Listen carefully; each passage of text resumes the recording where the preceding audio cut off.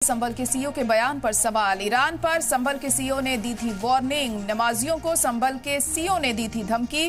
छाती पीटने वालों का बढ़िया इलाज करूंगा, ये कहा सीईओ ने। ईरान के हक में मुजाहिरीन का इलाज करने की बात कही थी। संभल सीईओ की भाषा पर कांग्रेस ने जताया एतराज।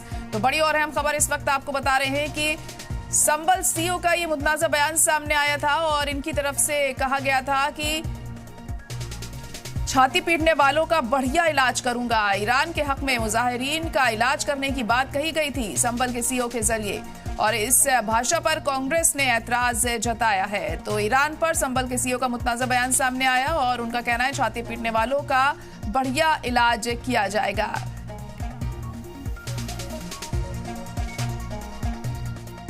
दो देशों के बीच में, चार देशों के बीच में जो लड़ाई हो रही है वो उनके अपने अंतर्राष्ट्रीय मुद्दे हैं, वो जानेंगे उसके लिए। लेकिन कोई आदमी आए साहब 10 आदमी खड़े होकर छाती पीट रहे हैं, हाय हाय हाय साहब ईरान को मार डाला, ईरान को मार डाला। अरे भाई इतना वो है तो चले जाओ ईरान, इसको जाना।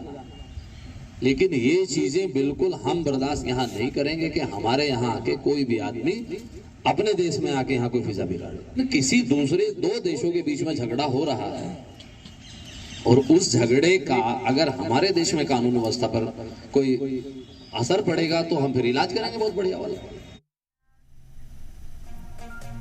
और हमारे नुमाइंदा सुनील इस वक्त जुड़ चुके हैं। सुनील, तो सीईओ की तरफ से जो बयान दिया गया है उसको लेकर सवाल उठ रहे हैं, कांग्रेस ने भी ऐतराज जताया है इसे। देखिए खैर मैं बता दूं आपको, सीईओ को जिस तरीके का बयान सामने आया है उनकी कार्यशैली को लेकर के लगातार जो मुस्लिम नेता हैं, नया पार्टियां विरोध कर रही हैं। अभी फिलहाल कुछ देर पहले जो सपा सांसद जय रहमान है उन्होंने भी अपने सोशल मीडिया अकाउंट पर एक पोस्ट करके सीईओ की कार्यशैली का विरोध किया है। उन्होंने साफ तौर पर पोस्ट करके इसमें ये लिखा है कि पुलिस का काम नागरिक सुरक्षा देना होता है। इस तरीके की जो कार्यशैली में बयान दिया गया है, इसे बयान दे करके लोगों पर डराना धमकाना सही नहीं है। और मैं आपको बता दूं, संभल दंगों के बाद से लेकर के लगातार जो पुलिस प्रशासन है वो संभल की सुरक्षा व्यवस्था को लेकर के चाक चौबंद लगातार बना हुआ है। इसी मामले में अलविदा जुमा और ईद की नमाज को लेकर कोतवाली में ये कमेटी की बैठक की गई थी। इसमें बेवादी जामा मस्जिद के जो इमाम हैं वो भी मौजूद थे, तमाम मुस्लिम धर्मगुरु भी मौजूद थे। तो उसी दौरान जो सीईओ कुलदीप कुमार हैं उन्होंने अपनी अलग अलग अंदाज में तरह का बयान किया। उन्होंने साफ तौर पर कहा कि आप अलविदा जुमा की नमाज और ईद की नमाज के दौरान किसी भी तरीके का कोई प्रदर्शन वगैरह ईरान या इजराइल के समर्थन में ना करें। उन्होंने साफ तौर पर यह कहा कि अन्य देशों का मामला है और इस मामले में यहाँ पर किसी भी तरीके की अनुमति नहीं दी जाएगी। फिलहाल